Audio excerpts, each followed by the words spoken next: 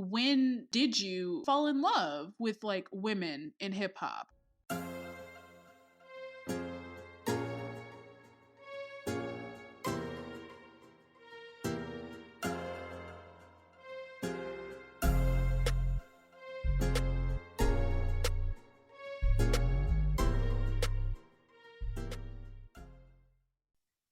Okay, do you want to go first with your fun fact? Okay, I can, but I feel like you're gonna get this Okay, like immediately. mine is a Okay. little riddle. Oh, it's a riddle. It's Okay. not an actual riddle. Oh, okay. Mine is pretty straightforward. Okay. Okay. So this one, before this person became famous, they were discovered by Big Pun, and they were so impressed by her freestyling skills that they made her a part of their crew. This Okay, is, Remy Ma. yeah, Okay, well, I think it was Big Pun that gave it the Big Pun. away. I mean, like, I don't know. I just like, I like it. It's fine. Okay, it's cute. mine is a little less fun fact and a little more like fun drama. Okay, these two female rappers once got into a fight in a recording studio in 2005. One of them is from Miami, the other is from Brooklyn. And then after this, the rapper from Miami released a diss track and released a video saying that if she ever came back to Miami, she was gonna fuck her up. Can you name either the female rapper from Miami or Brooklyn or both of them? Is it Trina? It's not Trina. I should have started by saying it's not Trina. Dang. Okay. The Brooklyn rapper Lil' Kim It is not Lil' Kim. in 2005. In 2005.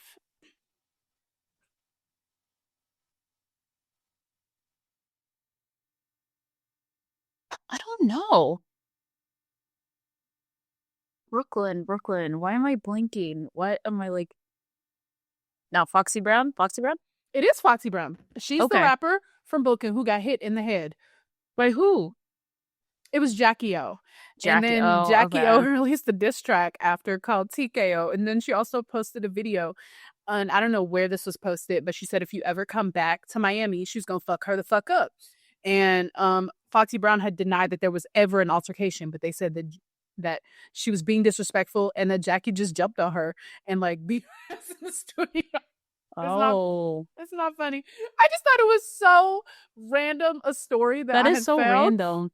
It was just so funny that I had found that story. Like I just yeah. So that was my fun fact. It's just funny. I'm Silly, like, what the yeah. fuck are you fighting in a music recording studio? Right, at your big age. Anyway. At your big fucking age. Why do people do that? Anyway, hi guys. Welcome back to another episode of Where My Girls At. I would like to start by saying, if you're listening to this episode and you have not voted in our award show, click off right now, go to the link in the description of this episode and cast your vote.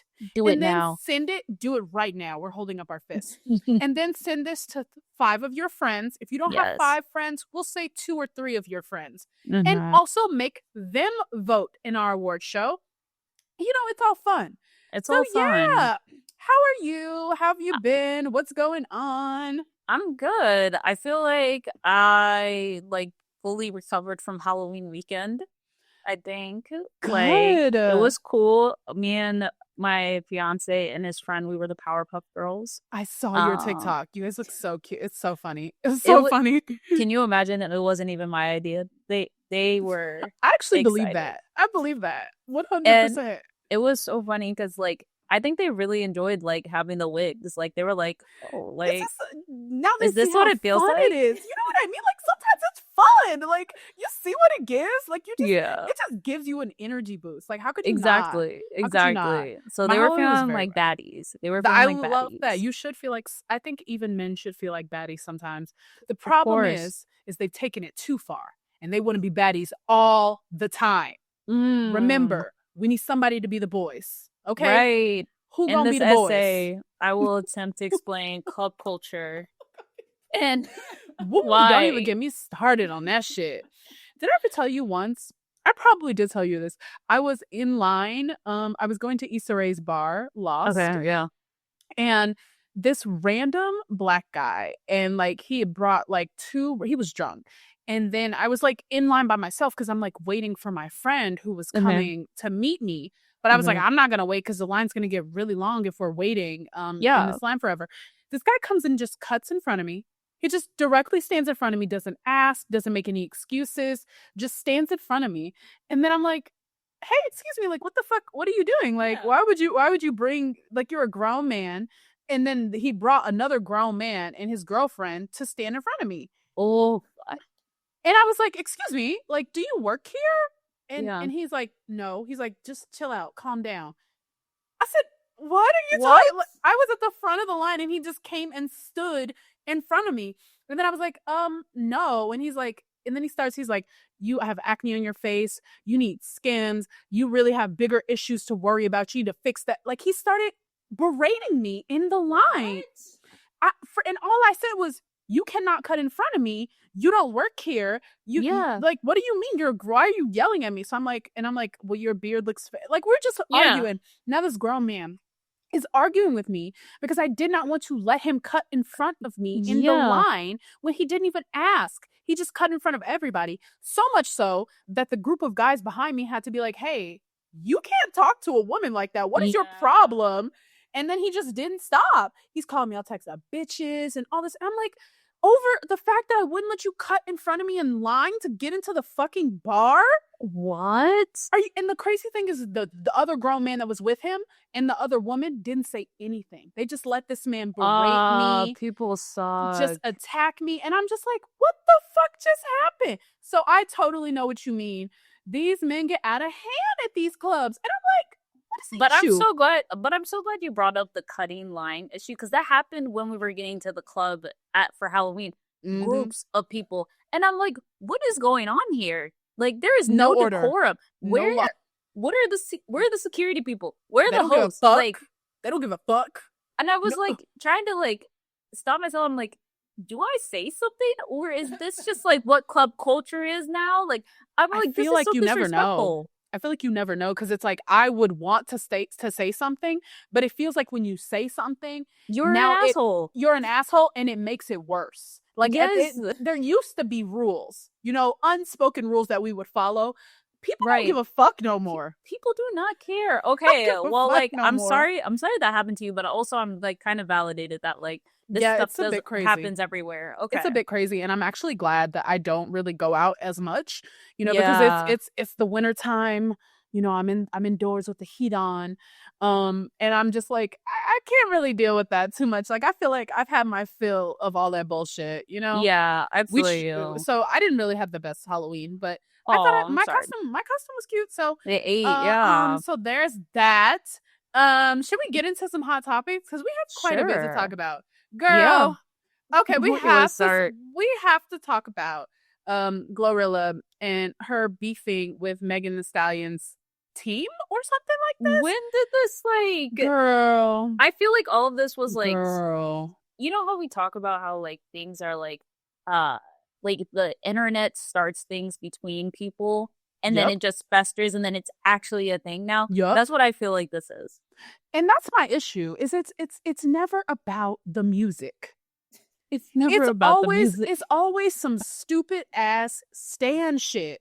Yeah. And this is why it's so toxic, like stan culture, but stan culture very specifically when it comes to female rap. Because a lot of the times it's them starting this shit. Mm-hmm. And it's crazy because the other day, and I posted on TikTok about this because I was just curious, and like now listening, people who are listening to this, I want your opinion. I want your opinion on this, because I was just scrolling on our Twitter or whatever, like making all the topics and things that we're going to talk about, and then I saw somebody, it just came up on like the For You page, because it just includes all types of accounts that you don't even follow, which is so annoying to me. Somebody was like, oh, I definitely think Cardi B is having a boy.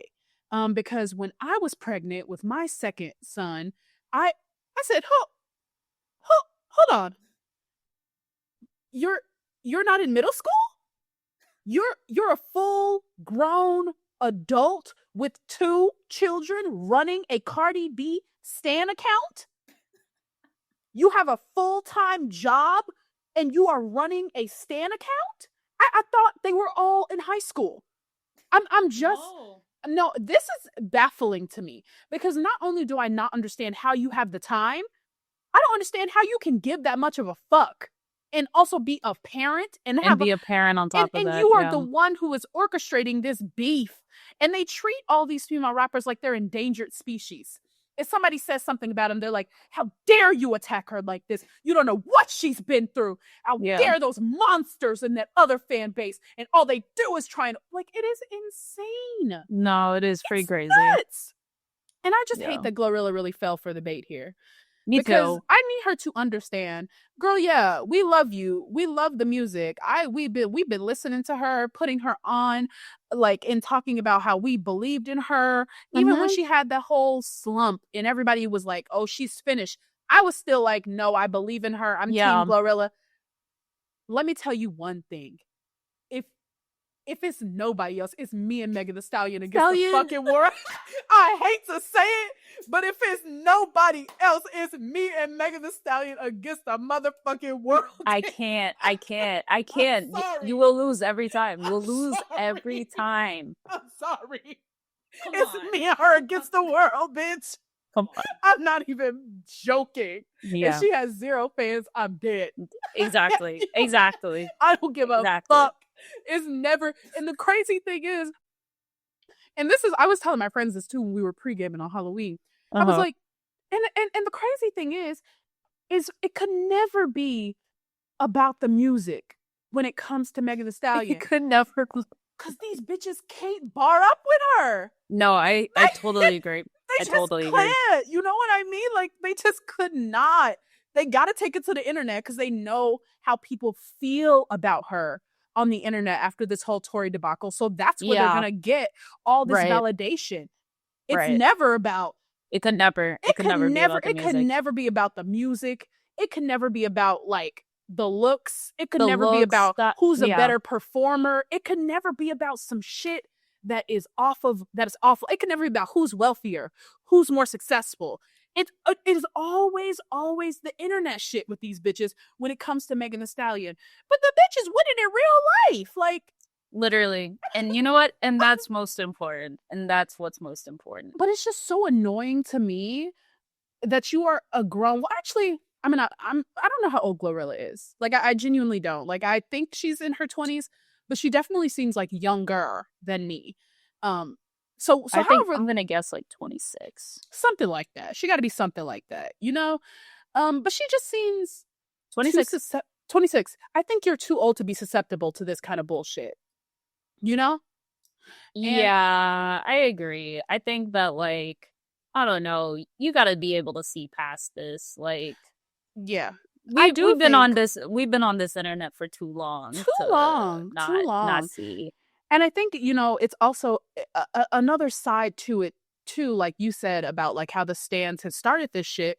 I think when the whole issue happened with, you know, her posting the song, Tory Lanez song on her Instagram story, and, you know, it was in the middle of, like, him spreading this campaign of misinformation against her online again.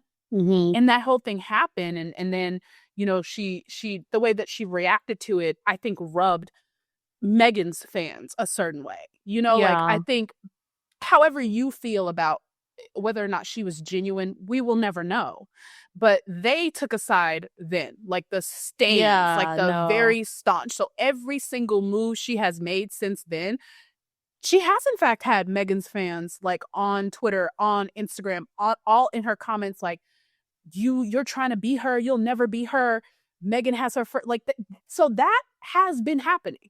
Yeah, there's fault on both sides. Like, absolutely, you shouldn't have fallen for this, because I think you should be a real ass bitch. If it's an issue, call me. Like, say you something. got my number. You got my number. Be like, is this how you really feeling? And we could sort it out like that. We're grown women, but you don't want to do that.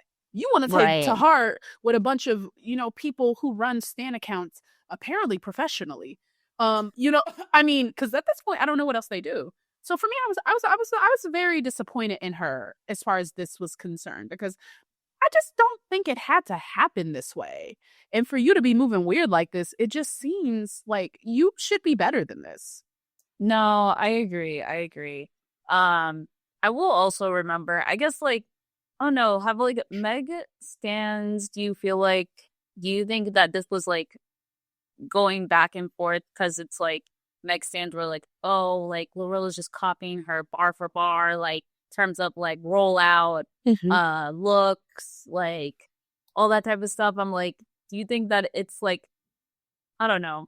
I think I guess to your point, it's deeper than like just what this was like this time. I think it was. I think it had bubbled over from when that happened the first time, and I don't think people Yeah. really forgave her. I also think too, not for nothing, but the music hasn't really been hidden from her this year. You know what I Mm, mean? Like, especially after the run that she had in 2024, where it was just like, yeah. hit after hit after hit, and the Mm-hmm. album, was excellent. And now she's put out several singles this year, and honestly, I haven't thought any of them were really good. And so I think Whatever the feature was with Pluto. we're gonna get to that too. We're gonna get to that too. But I think too, she said that she's working on another album. Mm. She's this could all be, for a rollout. I Mm. hate to accuse her of that, but I mean, I gotta be honest, like nothing has been really hitting. You know Yeah. what I No, mean? that's fair. So there could be an ulterior motive, like the pressure could be getting to her, and it could have Yeah. led her to lash out in a way that I don't think. I don't know. I don't want to judge her too harshly, but I just think this is some real like goofy ass shit. Like I don't know No, how else it's to say weird. It's it. weird. It's weird behavior. Weird It's so behavior for weird. sure. Okay, Hmm. can we move on to Offset? Oh my Okay, gosh. Offset is still harassing Cardi B. Like, he will not leave her alone. He has released another album. I think either his second or his third album of the year he has released. Yeah. And he said on one of his songs, it's called No Sweat, he said, "How the fuck you leave Jordan for Rodman? You a fool if you think that I'm hurt. You ain't happy. I know how it work. How you married and still giving birth. Get some help, bitch. You going berserk." He couldn't be talking about Cardi B. He couldn't be talking about Cardi B looking fine as hell and rich Her as at hell. that Patriots game, that Stunning. burgundy. Stunning. Even, I don't know, how she like, what, 7 months pregnant? I don't know how the fuck she's still wearing them heels. Stunning. Don't know. Looks terrific. Hasn't been crashing out on Twitter Spaces lately. Hasn't No. been, she stunning. Album incredibly well received. People are still, I'm hearing it on the radio, I'm hearing it in the clubs, it's all over TikTok. The fucking tour is selling the fuck out. You couldn't be talking about Cardi B, nigga. Right. There's no way. There's no. I cannot imagine a man being this delusional. Like, in what world do you think that you are Michael Jordan and he is Dennis Rodman? Yeah, I can't. And part of this makes me want to watch the he did that interview with Kiki Palmer. I did not see that. I didn't see it, but I'm like, I need to understand. Like, What is where's he going coming through from? his mind? Yeah. What goes through a man's mind? And then I did just read too that he just got hit with another tax lien, and he owes millions to the IRS. And I'm like, okay, well, that's why he Oof. signed the divorce papers. Yeah. He thinks she's gonna pay his fucking tax debt and probably then some. And then some, yeah. I will say, like, I think sometimes like TikTok makes me nostalgic, for like older like times, like 2016 and Mhm. 2017, even like going back like to 2013, Yeah. when I feel like we first got introduced to the Migos. And I feel like, I Mhm. do think that they don't get enough credit for just how influential they were in that Oh, time yeah. period. Like, I think they really shifted something.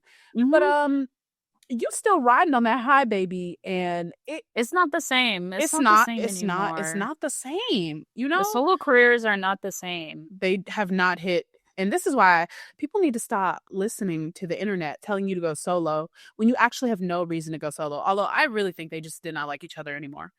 So there's that. Yeah, that's part of the. So, Queen Latifah, moving on, was Yes. on the Jennifer Hudson show, and she was talking about Megan Thee Stallion, talking about when she came out at Coachella, and she said, "quote about Queen Latifah said about Megan Thee Stallion. She said she's so cool, she's so fun, she's so very talented and strong in her spot. I love that energy carrying hip hop into the future." And I love it. She was like, I want to thank her for having me. It was so much fun. They worked so hard, her dancers and everybody. It was just good energy that night. And you bitches really think she give a fuck about what the fuck y'all talking about on Twitter? Queen Listen, Latifah? Fucking Beyonce? Did you see her Meg on the Jennifer Hudson show afterwards? I did not see the interview. I saw the clips that were Yeah, I going saw like a around, but I didn't watch the interview. I thought it was great. I thought it was Yeah. excellent. You know, she looked phenomenal. I love that she's like very happy and in love, you know, and maybe that is why she's like not crashing out. You know, she's not like and I'm so glad she don't do that no more, because it never worked out for her when she got whenever she was getting on Twitter trying to defend herself, and it just gave niggas more fuel to hate her. Like, she don't need to get on Twitter ever again. She does not. Listen, my girl's gonna be like married by the end of the year. I'm like, think so? Yes, I hope so. Shit. Okay, I hope so. Good for her if she is. Yeah. You know, because I think she does deserve some genuine happiness. Like, after watching her documentary, it provided, like, I mean, already I was on her side. Already, right. I'd already felt so bad for her, you know, and it was, but then watching that, I was like, damn, y'all really tried to take a bitch out. Really suck. Like, y'all really suck over this woman that you like also don't really know either. Not from a can of paint. And they tried to take her the fuck out. Yeah. And she is still winning. Still winning. I know. I want to talk about before we talk about this, people are talking about the fact that this Billboard article got published and said there are no rap songs in the Billboard's Hot 100 Top 40 for the first time since 1990. And crazy. They talked about what did they say? They said a recent rule change to Billboard Hot 100's methodology did play a part in the streak coming to an end. It said that songs that were deemed recurrent and were removed from the chart if they exceeded certain durations on the chart while also falling below certain updated chart thresholds. So, for instance, if they have fallen below number 25 after spending 26 weeks on the chart. So it said that particular change resulted in the departure of Luther, which had fallen to number 38 on the previous week's Hot 100, and it's 46th week on the chart. So they were really mad, you know, or somebody was upset that you know, number one, that Luther had been on the charts for so long. They did it. And then also Taylor Swift dropped an album, and all of the songs had debuted and you know, on the Hot 100 because it's Taylor Swift. And it says, but people really, I think, overreacted to this, and they're like, hip hop is dead. And of course they're blaming. Yeah. Of course they're blaming Kendrick. They're like, you did this. This is your fault. And then the other side, I'm seeing people talk about, well, this is good. Maybe we can get rid of all you chart obsessed motherfuckers. You know what I mean? And I wanted to know what you thought about this, because I feel like there's been so much discourse about, like, hip hop is dead. It's not in the top 40 anymore. Yeah. The last like week or so. I think, well, first, I hadn't been seeing that on my timeline, but like reading the article, I was like, this does seem dramatic. Like, this is a bit dramatic. But then also, I'm like wondering, I guess, what was the reason for like changing the rules? And maybe they do this every like 5 to 10 years that they update like their algorithm or whatever. They probably do. That's what I was really interested in, as like, why did they make this update? And I don't know, it feels false to me in some way of like rigging the system. And I think, to your point, like, Taylor Swift dropped the album. Yes, like, she probably dominates most of the billboards, but it's like, I can't imagine that there's not one single hip hop rap song that's top 40. Well, now Megan Thee Stallion's new song did just debut in the top 40 this week. Oh, wow. So this is, that is done. Yeah. My thing is, it's like this thing, it's like the same thing that happened both times actually when Beyonce had released Renaissance and it won the album for like best dance or electronic album, and then the Mhm. following year they changed the rules and split that into two categories. And Yeah. then when she had won best country album, and then Mhm. they changed the rules and they split that into two categories. It's Yes. like I feel like the conspiracy theorist in me feels like Yeah. when niggas are winning for too long, Law. they're winning too well. Too They gotta well, yeah. change the rules to make it Yeah. harder for niggas to win. You know what I mean? Mhm. I feel like Mhm. it's the same thing they do in sports. Like Yeah. Simone Biles just like dominating, and they're like, actually, that's illegal. That move that you do that people are breaking their neck trying to learn how to do, you can't do that shit no more. You know what I mean? So I feel, I just feel like this rule change came as a result of Luther's success. Like it truly did. I think it comes as a result of like, I don't know. I feel like people are really pushing back against hip hop right now. Like labels are not investing in it. They're dropping, all the people who work in these hip hop Mhm. departments and things like that.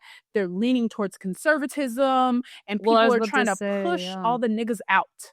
I was like, is it just a microcosm of what's happening in our geopolitical climate, I I think guess? so. I don't think You know? anybody wants to, rock the boat with the White House and then Mhm. all of a sudden their billion-dollar mergers aren't approved because they pissed off the president. You know what I mean? No, Because he's that mhm. kind of person. It's not a far stretch. Not a far stretch. So it's a bit much. It's kind of, I think Hmm. people just did too much about it. I don't think it matters that much. I don't It's think it not that deep, means yeah. it doesn't mean that hip hop is dying. Maybe the kind of hip hop that you like just has gone away, or it's gone, like who knows? I feel Also, like just like the target is moving. That's it all. always And is. yeah, It always is. but this is just more blatant. I love this. Okay, so Mona Leo did Mm, a story for Pitchfork. It's called Family Dinner at Mona Leo's. And I mean, I thought this was a really good article. yeah. I love that a couple things that I took from this, and then I want to hear Mhm. what you thought about this article. I love how the writer, he says, her music would be a hit on the radio if the radio was hip to her.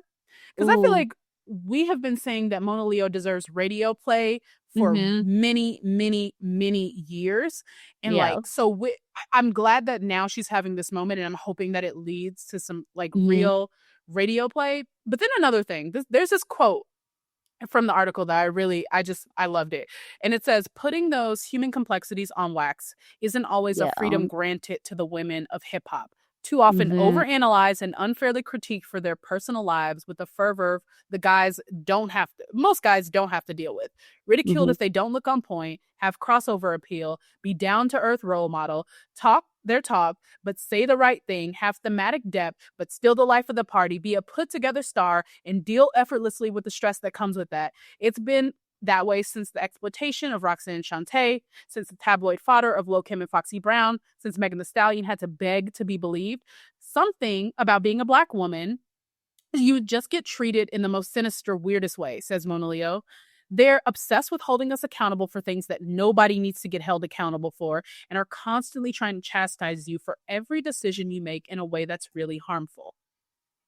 And I feel like that just perfectly encapsulates how I feel about the critiques that many, many, many female rappers get. You know, Yeah. like Mhm.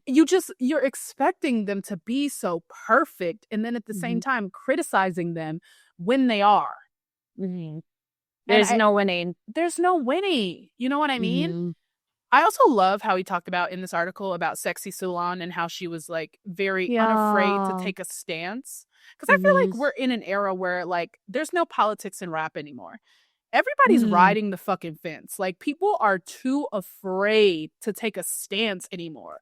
What happened Yeah. to the, fight the power? You know what I mean? Like what happened to Mm. that shit? Where's the Yeah. revolutionary music now? But what did you That's think so about it? true. No, I thought it was really beautifully done. I thought that Mm-hmm. like the way that the writer encapsulated like who Mona Leo is as like an individual and as an artist. I think was like really transpired throughout the article. And I love like the references, like the quote that you were saying. I was like, I remember reading that. I was like, dang, that was just so like beautifully put. And then written. It was well written. And then I also like the part where they were talking into Stunner for Vegas, and they're like, "Oh, y'all be the ones who be talking shit about Leo, because you better stand up for your wife." And then Dallas Sizey goes, "Hey, I haven't reviewed any of her albums," and then he side-eyed me and kept it moving. Like, I thought it was really cool to like get a peek into like her family life, but also how she thinks about the depth of her music, and not how she's not so like monolithic. And the part that I really liked was about I think the interviewer was talking about like, oh, do you feel like you are too morbid about your music now more recently, and do you think that's going to scare like certain fan bases away? And I think she was saying something along the lines of like, you know, I have to speak my truth, and I'm also gonna upset somebody somehow, so it's like I'd rather have the people who are with me and I thought that was really fair. And I think that it reminded me of like stoicism, of like, you know, you have to remember that you will die one day. And I think that her carrying the memories of like people that she's lost is a way of like not only remembrance, but like being able to keep their legacy alive. Yeah, I love that. Love her like real bad. Love her down. I don't love this girl though. That is one thing I will say. You don't love the what? Girl. I do not love this girl. The grill that she has. Oh, okay. Well, you know she loves a grill. I love girls too, but this one specifically. Girl, okay, can we talk about Nicki Minaj? And, you know, I'm actually sick of talking about Nicki Minaj. I don't need to talk about her. Okay, we're just gonna skip it, because I'm tired of talking about this bitch. All she fucking do is get on Twitter and show her ass. Now she's like an advocate for Christians facing persecution in Nigeria.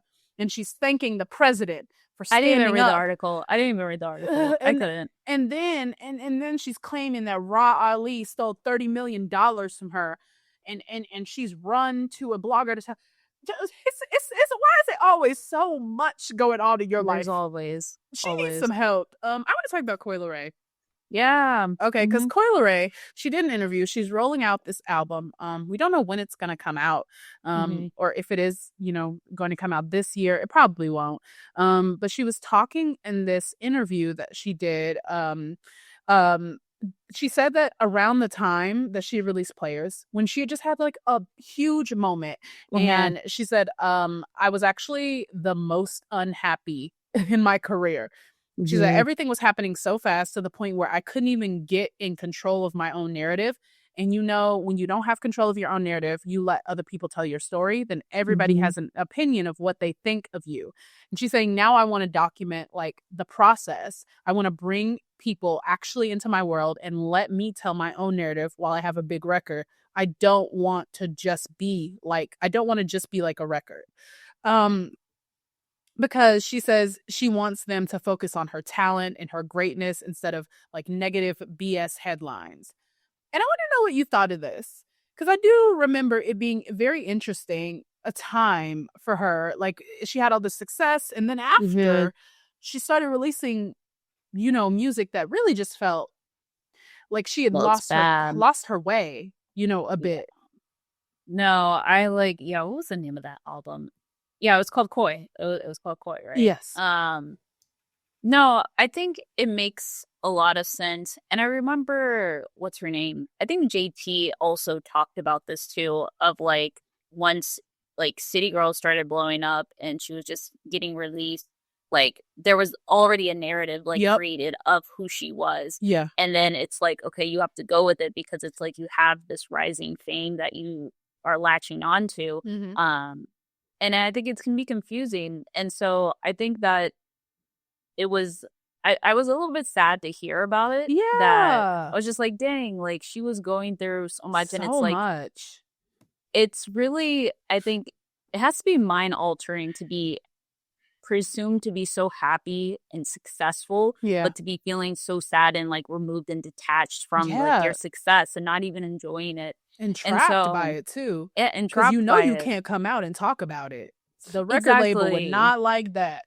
Exactly. And so, like, I'm interested to hear what I guess the evolution looks like. Yeah. With will like, say- I guess taking more time to be Mhm. able to process emotions and also put it into a body of work.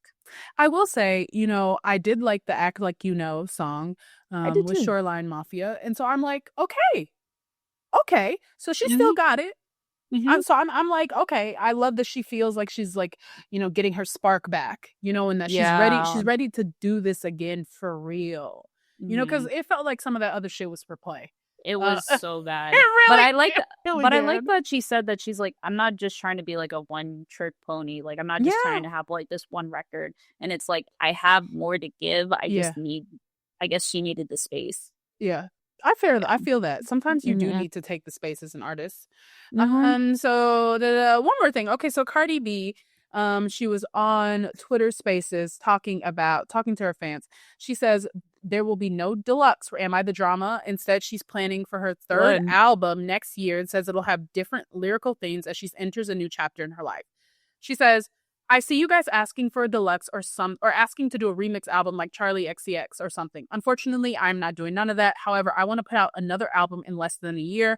So I'm really planning on that. I want a new era. I kind of know what I want it to look like. It's going to be different from Am I the Drama? You want me to tell you what I think?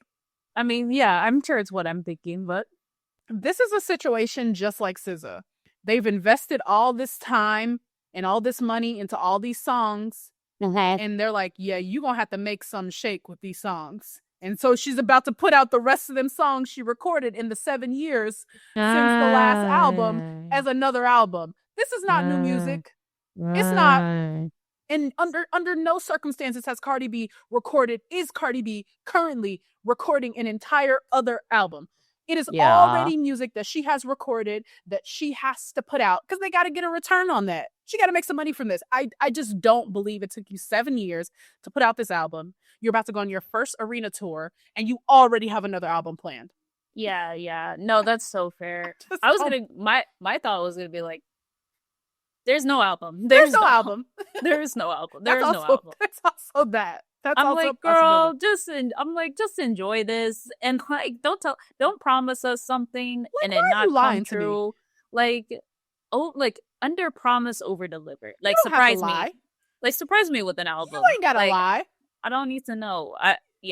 But I could totally see it being a SZA situation, and it's like, dang, are these like songs stale? Like, and what am I gonna do with these songs? And the label is like, what are we gonna do with these songs that you have? You know what I mean? Like, we got to do something with them. We already spent the money on it. Like, you need to put these songs out. And she don't want to put out another deluxe, you know, because I feel like she already did add like, you know, several versions where there were new songs and a remix. And I'm like, okay, it's already long enough too. Like, please don't. It's too long already. It's too bloated. Yeah. Am I the Drama does not need another song added to it. However, I'll eat my words. If she puts out an album next summer, do I think I actually will? No. We'll see. Let's see. Let's see if she's pregnant again. Let's see if oh, don't say that. Oh, Lord willing. Should we move on to new music? Yeah. So we had a lot of new music. We had some new music. We had some new Samara Sin, a remix from Leo, a JT feature.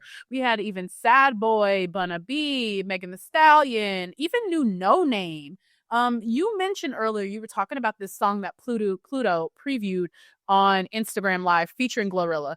I need to hear your thoughts because you've seen you have like some thoughts about this song that she previewed. I was like, I feel like I need to like go down like the hit list of the songs that I like just like in my spirit did not like. Go for it. The Pluto song, I could not listen to that any further than 10 seconds. And I started like, I'm like, what is Glorilla doing on this song? What are they talking about? You want to know what I think? What? I think people are always trying to shit on like Megan Thee Stallion for riding an artist wave or saying that like she's only doing that because she's popping right now. I think that's what Glorilla does. Like, I genuinely feel Actually, like she you're just so hops right. on anybody's song if they're popular, if they're trending right now. She don't give a I fuck. guess- I truly Yeah, believe that. remember when she did that feature for Jello? Yep. Yeah, like This shitty ass that is so song. true. For You're what so reason would she right. do that? Why would she do that? Anyway, horrible song. Yeah. What was the other? Cupcakes. Mariah, I'm gonna tell you what song did I listen. I had to stop listening after Fist Me. That was my limit. That was my limit. I was like, I can't do this anymore. I can't take and you know Cupcake what? seriously. I can't take Cupcake seriously. And it really, and I felt bad because I was like going into like our main topic. I'm like, I can't support this. I can't support this. I can't. I'm not even gonna argue because I didn't finish the album. It was horrible. It was horrible. I always finish a fucking album. I could not finish the album. Could not get through this. I could not finish the fucking album. Oh, there was a couple of songs on here that I wish I liked and I wanted to like. Lover Girl being one of them. I really wanted to like this song, and I think that the it was baiting me. It was catfish. It was like a catfish of a song. Like the hook is great. The hook is great. But rest of it, I'm just like, oh, like it just I needed something else. Like I needed something else. For me, I was like, you know, I thought it was fine. Like, I think people were overreacting, saying it was the awful, most worst song they ever heard. But I didn't particularly like it. Like, you know what I mean? Like, I didn't love the song. But if you ask me, it sounds the same as any of the love songs on Cardi B's album. Like, I think it sounds the same as any R&B songs that we've heard from. It's not great, but it wasn't this awful, atrocious piece of shit. Terrible. Oh my god, people were acting like it was an offense to music that she had put out the song, and I was like, it just is not great, but it's not terrible. It's funny that like on your line, that's what you were seeing. I was seeing people are like, this is so good, like she's done it again. Really? And I was like, really? Like I didn't like this is not great. Didn't like it. And then I felt like I wanted to like it too, the Lola Brooke song. I want Lola Brooks. I don't know what she needs to do differently, but she needs to do something.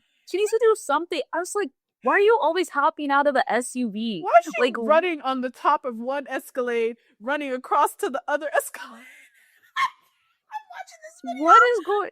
Get your ass down. She needs to do something differently. I don't know what it is. I really don't. Why was it a New Orleans bounce? Like, why was it a New Orleans bounce sample? Like, why would you, Lola, but this isn't your bag. Be sampling. Yeah. I just don't know why. I don't know what this was or why this was. Like, you did not have to put out this shitty song. She needs something. Somebody to shake it up for her. Where's the quality control in this fucking music? Like, I don't quite know. What did you think about the Pink Panthers and JT song? I thought it was okay. That's how I felt. It was just like whatever. Like yeah. It was. I didn't really have strong opinions about it. For me, I was like, this isn't for me. Like, I don't listen to Pink Panthers. I'm like, this isn't a terrible song, but I am not the audience for this song. That's what it is. Like, we're not their target audience. Yeah. You know, I like this. I don't like. Let me be clear. I don't like this Shinsia song. I thought it was, you know. Oh, really? It's not that I hated it. I thought it was good. I thought the song was fine. What I liked about it is I think we as a society need to get this woke again. You know, like we need to be uplifting women and being like, be on your girl boss shit, because I'm seeing lately so much hatred for women online. It is making my jaw drop. I'm like, really? What is going on? What's going on? People are just vile to women online lately, and I think we need to get back to our girl boss era. Right, our single ladies era. We need to be uplifting women. Pretty girl rock. We need to get real woke real fast, because it's getting scary. It is getting scary. It's getting real scary. We need to get real fucking woke. Okay. I thought the song was cute. Yeah, I was fine. That's fine. We'll And I see. think Shinsia looks great. This She Putting did You look Down good. remix, They could have kept that. They could have kept you know that. what I think? Because here's the thing, and I feel like this is not an opinion that you would think I would have, but I like some of the NBA YoungBoy songs. Oh, you're a YN? I think I have my days. I like some of the NBA YoungBoy songs. I'm not gonna hold you. I could not understand a word he was saying. Like I could not make out a word he was saying on this song. And I'm just shocked that this was the song that popped off. And this is the song that people really gravitated toward from that mixtape. Because when I first heard it, I was like, this is, I didn't like it originally. Yeah. I didn't like it. I just think Yeah. if she was not add anybody to the song, that was a very random choice to me to have made. Yeah. I don't get it. Is NBA YoungBoy dating Sexy Red, right? What? Yeah, aren't they dating? That is, you can't be serious. I feel like NBA YoungBoy is like married or something to like some random woman. There's no way they're dating. I think they're dating. No.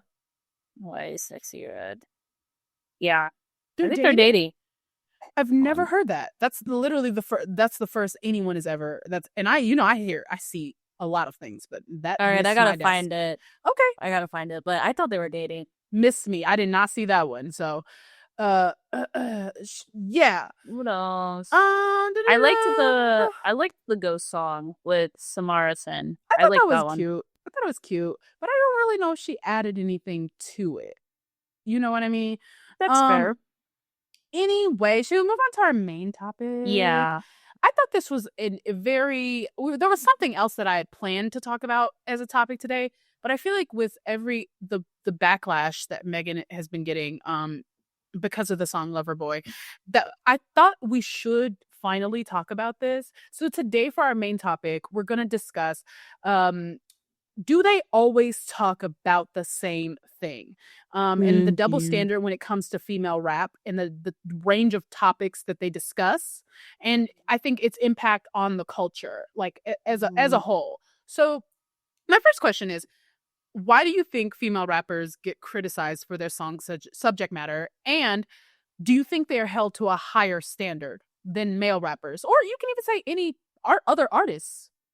Yeah, of course. I think they're held to a higher standard. I guess across industries, I hadn't considered like with like a country versus like a pop artist. Do I feel like they? Yeah. I don't know. I guess I haven't noticed, but I would like to say yes, that they're at a different standard. But I do think that, female rappers get criticized because like I don't think people want to see, for some reason, women sexually liberated. That's it. You got it right there. I think that's really it. I think that's probably it. And they don't want to hear about it and taking enjoyment or feeling a sense of empowerment from the things that used to be taboo. I think to talk about as a woman, and so. Yeah, I don't think people want to hear it. That's really what it is. I think you hit it on the head. Like they do not like a sexually liberated woman. Like they really. I also think people hate to see women doing better than them. You know what I mean? Like these women are rich. Like the diamonds are dancing. The pockets are deep. They hate to see, and I think another thing too is they hate to see them winning in that way, and they don't have to compromise on their ideals. They don't need men for anything. And so they try and always find ways to humble confident women. And when I think of confident women, I think it just is synonymous with female rappers. Like to me, that's a really big part of it. But people just want to humble them. And so they try and do it in this way and say, that's all you talk about. That's all you talk about. And then when they branch out, they're like, you're trash. How dare you try and talk about that? You don't know what you're talking about. That's not your lane. And then when they go back and they're like, you're weak. It's like, you can't, there's no winning. There's no winning. And so then I think my next question is then what are the songs that stay with you from female rappers? Like, what are those songs about? Even if you don't have any specifics, the ones that like you really gravitate toward. I feel like the ones that I gravitate towards the most are like the ones that are in our like I think is it our ladies first category? Like going out with Ladies' your night, friends, yes, ladies' night, absolutely. yes. Like being with your friends, camaraderie, like going out, like Mm, having a good time with your period. friends. I feel like those are the ones that I typically like gravitate towards. Yeah. Yeah. What about you? I think I had a very similar thought. I think the songs for me that like they make me feel good about myself. Like they make me feel sexy and Mm-hmm. joyful, like motivated, confident. Like it's Mm-hmm. the music that takes me out of a funk. Like it takes me out of a depression and makes me want to feel the way that they feel. You know what I mean? Like Mm-hmm. it's music that I think is so difficult to hate on most times Yeah. because it is so fucking positive and inspiring. And it's like, Mm-hmm. yeah, I am a bad bitch. No, I don't need no nigga. Yeah, I can go out here and get that shit. Yeah, I Mm-hmm. do look good. Like, how can you hate on a bitch that Literally. just wants you to be like joyful and happy and confident the way that they are? Right. You know what I Yeah. mean? No, exactly, exactly. I like that you said it was like empowering, motivating, like and I also think like maybe as like I've gotten older too, like some of the songs that I do gravitate towards, like what was that song from Meg's album? Like DJ Downstairs. Yeah, Like that about like pleasure. about just like simple pleasure. And I Yeah. don't think that like there's a transparent line of like not only just like music, but like maybe conversations that you have when you're growing up as an adolescent of like, Mm-hmm. this is what pleasure looks like. And I think Yep. somebody articulating that and then not coming from an external party, I think was like, I don't know, it felt like good to hear. I think also her having no shame about it. Because I do think that that's Mm-hmm. something when we talk about masturbation, if we want to go there, Mm-hmm. we talk about like pleasure and sex, that it kind of feels like women were not supposed to talk about how they enjoy it. And Right. for what feels like so long, it should be a Mm-hmm. shameful thing. It's a thing that we have to, like veil and we have to use like symbolism to talk about our vaginas or talk about Right. our bodies. No, she said I love my pussy and my pussy love me. Mm-hmm. And it's that simple. That's simple. It's that simple. It's so Yeah. interesting because it reminds me because I read like a lot of like romance novels and Okay, same, like yeah. and so in the novels I'm noticing when they start talking about the characters having sex, like the writers, and this is like different writers, they will always like say very openly talk about like her breast, her vagina, but when they Mhm. talk about a man's dick, they're like his warmth, his Yeah. hardness. Like they won't Mhm. say the word dick. I That's don't actually quite so understand true. that. I don't get why. They're like Mhm. his manhood or something. Like, why won't you just say Yeah. his penis? You said Yeah. it was her vagina. You said those are her Right. titties, but you can't talk about a man that way that you talk about a woman. It's weird to me. Mhm. It's That's so weird to me. interesting. Have you I hadn't noticed thought that about that. though? Yeah, I guess so in What some of is the that romance about? novels. Yeah, what are we protecting them from? Especially if they're women are authors who are doing that too. Exactly. That's my point.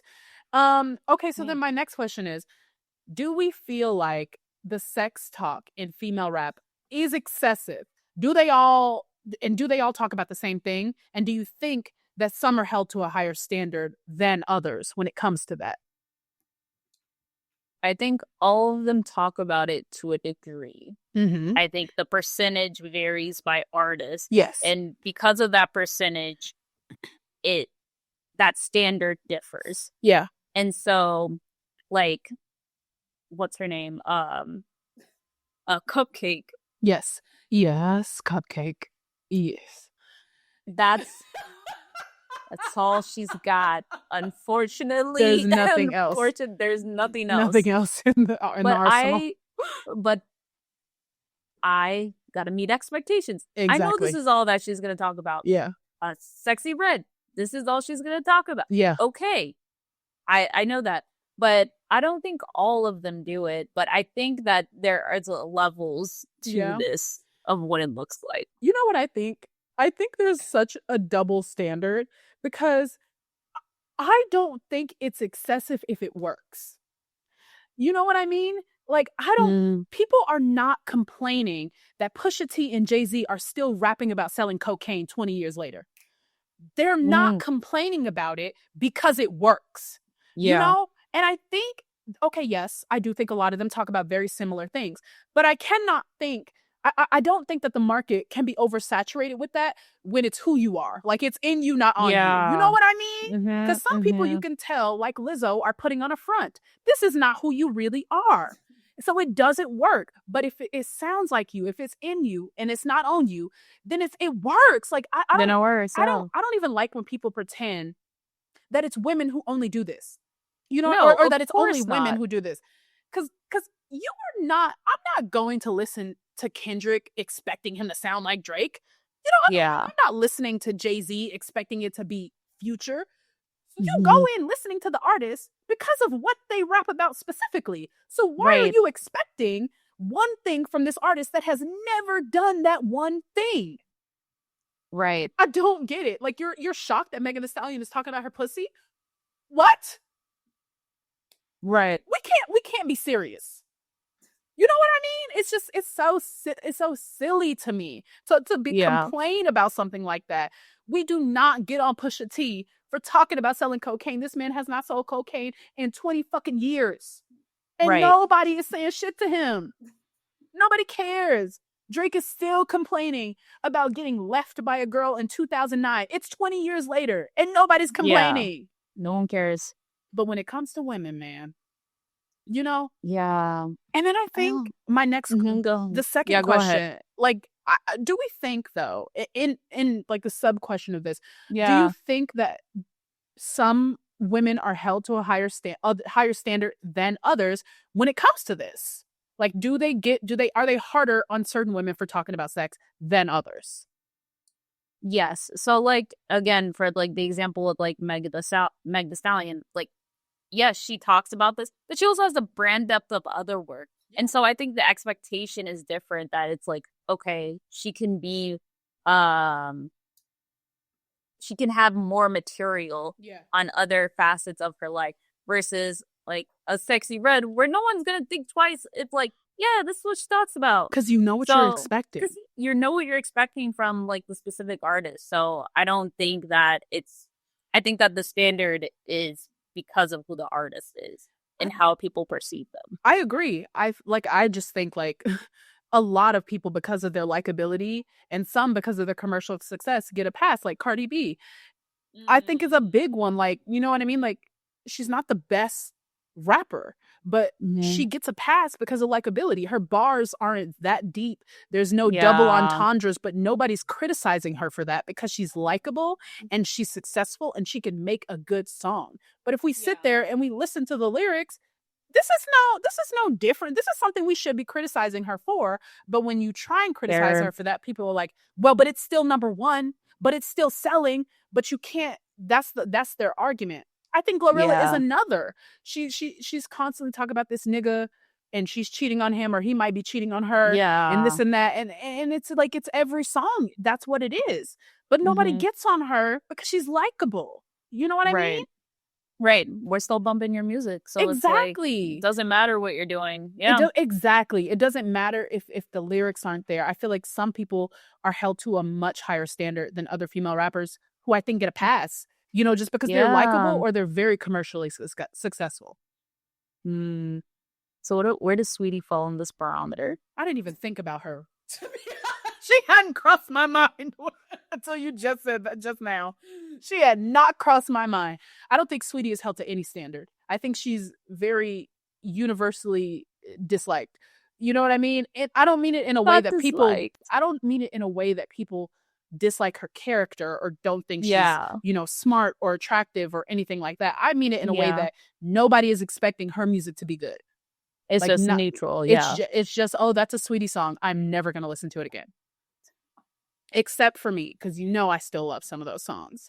I know. But I don't think people have expectations when it comes to her. Do you? Mm-hmm.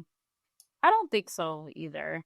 But I was trying to think about like, does she get a pass because of who she is? I don't think like she gets being any pass. attractive. I think people hate her. And it's bad. And I would never like qualify her pretty punishment. a statement as fact ever, because it's not. But I do think like she's a very bad reputation and people do not like her. And I think it's a little bit excessive. Like Yeah. some of the songs are okay, but Yeah. I Yeah. think she gets by because again, like she's likable in some Mm-hmm. facets. She's like she has this appeal because she looks Mm-hmm. good and she's marketing. I think she's a very good like marketing genius. I think we really Right. have to. So I don't know. It's hard to say because like on the one hand, like she has made some good music over the years. But if Right. we're talking about like the amount of good music she's made versus the amount of Yeah. really bad music that she's put out, it's shocking that she's still in the conversation. You're so right. It really is, and that's no hate to her. I'm just like That's no hate. That's facts. genuinely like I'm confused as to how. No, that's facts. But that's that. Okay, my next question. Do you think, or like what impact do you think female rap and the sexual freedom they express has had on our culture as a whole? I think if anything, like personally, like I was saying, I think it's just like the transparency of being able to understand you can have pleasure outside of a partner. Yes. And I think that like I don't know. I think like just speaking so openly and freely about your body, yes, and having someone give confirmation to like your curves, your yes, stretch marks, yes, and especially like most of these women who look like us, it's like okay, exactly. That's specifically it's validating. Too. That's It's specifically validating. too. I think very specifically that it's Black women. That point is really, yeah. You hit that. I totally feel that. Like that is very validating for me. Mm-hmm. I think that WAP has it really shifted something in our culture. Oh yes. I think it changed something, and any holds any way that they were holding back after WAP, they let it go.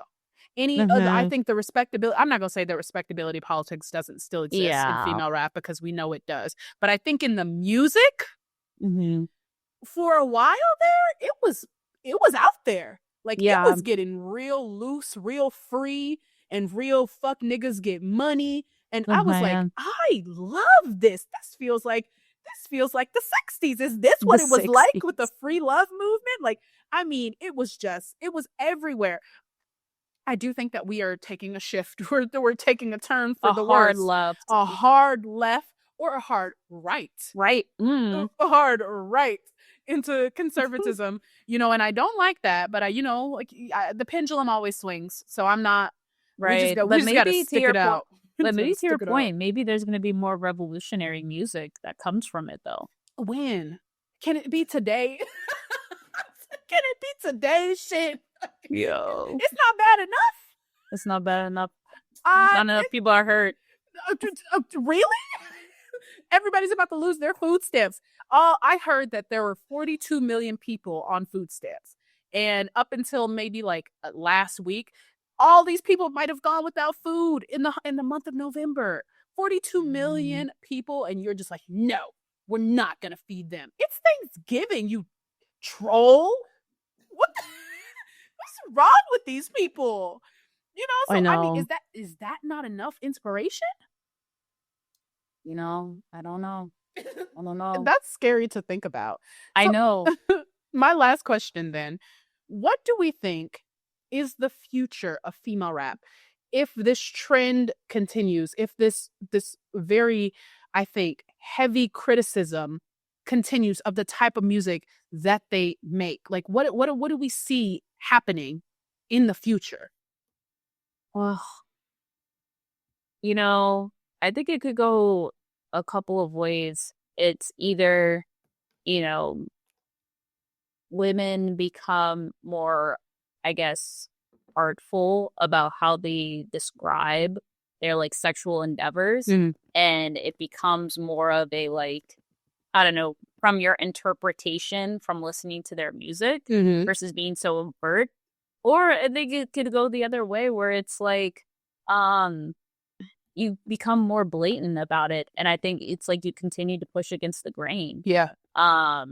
I'm hoping that it's the latter. Yeah. Because I think that like I'm trying to think of like as someone who grew up, I think more in like I guess my later adulthood of like Yeah. hearing more women speaking positively about their bodies, their Hmm. sexual endeavors. I mean, it would have been interesting, I think, growing up in like middle school, being able to hear that type of stuff, Yeah. despite how explicit it is. Yeah, it Um, was, but it's even very still, explicit. but even Even still, I still, know I what you think mean. it would have had a good. I think it would have It would the have been different. it would have been different. The impact, I think, would have still been lasting of like women who look like me speaking in affirmations and of their Yes. bodies in a positive way. Hmm. That I don't know, maybe it would have made I don't want to say all the difference, but like It would have made it it could have would have made a counted. difference. It could have made a Yeah. difference, you know? Mm-hmm. I think if I had had like a Lizzo when I was like this, Mm-hmm. overweight, very depressed, teenager, just thinking like, "Oh my God, I don't deserve any happiness or any joy because I'm fat." I think that could have been a real positive change in my life.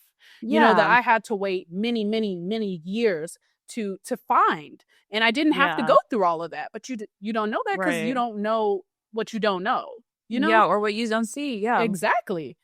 I Mm-hmm. think I'm a little bit more like tinfoil hat. I Yeah. think we are reaching a boiling point, like in Oh female yeah. rap. And I think I think it's really fueled by stans. Like, Mm. I'm not saying this is gonna reach like Foxy Brown, Lil Kim shootout levels outside of the fucking radio station. But I do think that the stans, very specifically a female rap, are the most toxic. Like, I think they are ruining this subgenre that we love with Yeah. their fucking online pointless ass feuds. Like, can you think of any other fan bases that feud the way these motherfuckers fans feud? Actually, no. Like amongst like I'm trying to think about like amongst men, like Anybody, rappers, anybody, like really. Charlie XCX and Taylor Swift. I mean, maybe. I mean, that one, but Taylor Swift stands, they're just a whole other thing. But I feel like with female rappers, they can be feuding over somebody wearing a haircut. And now it's turned into Yeah. a whole debacle. And it's Take me to also, Chanel. Put baby, me. like, Oh no. it's all so fucking stupid. You know what I mean? And it's Yeah. never about the music. That's my Yeah. issue. It's never about the music. We're never getting new music out of this. It's It's like, just it's always how many records did you sell? How rich is she? How did her tour yeah. sell out? These people don't know you from a can of paint. And I Yeah. think that we need to get back to the motherfucking music, man. Like, we Yeah. really need y'all to stop. Like, I'm not saying you don't have to listen to what your fans want and don't want, but we need to get back to the music having purpose and meaning behind it. Like the drive that causes you to make great art and then just release it into the world and let it be. Like, you don't need to move off of what people on the internet are saying. Just put some meaning behind your art, put your all into it, release it and let it go. It's no longer yours. But do you think like purpose-driven music is still being appreciated though? I think so. I mean, I appreciate it. I also don't just mean like purpose, like this music is connected to something. I mean, music that you really put your all into. Like, it's really art. Like, this isn't a bullshit ass song. This is something you really put some thought into. You put you know, some power behind this shit. And I don't think that necessarily means that the song has to be like conscious rap or Yeah. underground rap. Like, it can be, I think that can be interpreted many different ways of you putting some energy and like your all into a song. I want that, and I want them to just like, if you don't engage, maybe they will stop. Maybe the stands will stop and we can continue. We can have a great female rap economy, a thriving female rap economy. And we just don't have to engage with these losers. Or tell them to No. shut the fuck up, too. But do you feel like if you don't talk about like sex or things like that as a female rapper, are you left out of the conversation? You feel like? In a way. But you know what I also think? I think And this, I think, ties back to what we were talking about with Billboard. And it's something I think of when I think of like rappers like Sad Boy, rappers like JT, in that your fans are always going to find you. Like your community is always going to find you. So you may not be in this conversation with like the big three, you know, like the Mount Rushmore, but that doesn't mean that your music is any less impactful to people or any less powerful to people. Like your music is always going to find who it's meant to find. You know, there's always going to be somebody who appreciates it. And I think we need to be okay with that. Everything doesn't have to be top 40. You know what I mean? It doesn't have to be on the Billboard top 10, 100. You know, it can just find who it's meant to find, and it can be appreciated by those people, and it can still have value. There's space for everyone. I think so. I do. Yeah. And I think even now when they're talking about like hip hop's going back underground and it's moving into these niche circles, good. You don't need to be competing for radio play with Taylor Swift. What? That's not the point of this. I like that. I really like what you said. Like, your community will find you. And I think that's okay. Yeah. And I think that's okay too. Because if you're going to hear it, you're going to hear it. And you're going to like it, you're going to like it. You're not. It's okay if it doesn't do well commercially. You know? Right. Obviously, you can't tell that to a record label. Like, that's different, but there's artistry and then there's business. You know what I mean? But from like, the artists, I feel you. I don't care. You know what I mean? Yeah, I just want to hear good music. I do. That's all. We just want to hear good music. Okay, should we do music recs? Yes. Okay. I have two. Okay, what is yours? My first one is Bad Brain by Samara Sin. This is from her EP. Oh, okay. Her EP that she dropped this summer. I was on a walk the other day and it just came on shuffle and I was like, damn, I really like this song. Like, she really is in her fucking pocket on this. And I love that. And then my second music rec is We On That, the OG mix. Mona Leo featuring, who is on this song? Is it, I think it's Bun B, Lil Kiki, and Paul Wall? Paul Wall, yeah. Yes, okay. Those are the people on that song. I love that song. I think everything about it is phenomenal. I love how she's switching up her flow. I love the chorus on this. I love even their verses. Like, everybody just came with some fucking heat on this motherfucker. I love that song. And it also makes me want to go fight. Like, it does. Go beat a bitch up. Okay? And I don't even get down like that. Yo, I'm going to listen to the Samara Sin song. I'm going to go back to that one.